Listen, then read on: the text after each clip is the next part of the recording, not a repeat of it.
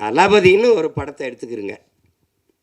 ஒரே இசையமைப்பாளர், ஒரு மியூசிக் கம்போசர், ஒரு இசையமைப்பாளர் ஒருவரே இந்த படத்துக்கு இசையமைச்சிருக்காரு, இந்த பாடல்களை உருவாக்கியிருக்காருன்னு யாராவது ஒத்துக்கிட்டா சொல்லுங்க.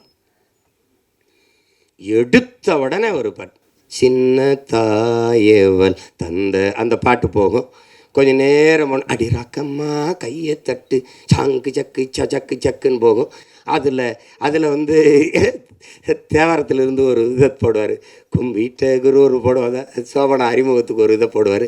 திருப்பி காட்டுக்குயில் மனசுக்குள்ளே பாட்டுக்குன்னு ஒன்று போகும். தின்னு சுந்தரி கண்ணால் ஒன்று போ, யமுனையாற்றிலே ஈர காற்றிலே, குட்டியா பீத்தவான் வா, மோசாட்டு வா, பால் மறிட்டு வா, போடுற அப்படி 7 பாட்டு போட்டு விடா பாப்பா, சேதறிடுவான். யமுனை ஆற்றிலே ஈர காற்றிலே கண்ணனோடு தான் பேட, இவர் தான் சாங்கு சக்கு சக்கு சக்கு, அதான் அவர் தான் கம்போசர். காட்டுக்குயில் மனசுக்குள்ளே பாட்டுக்கு அதான் கம்போசர்.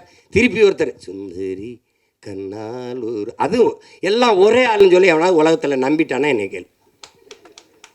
அது எங்காலால் தான் முடியும். இப்போ டோனி சிறந்த ஆட்டக்காரர் தான், ஆனால் அவருக்கு சென்னை சேப்பாக்கம் மைதானம் தான் சரியாக இருக்கும், மற்ற இடத்துல சரியாக ஆட மாட்டார். அப்படிலாம் இல்லை, எங்கால எந்த திடலில் விட்டாலும் அடிப்பார்.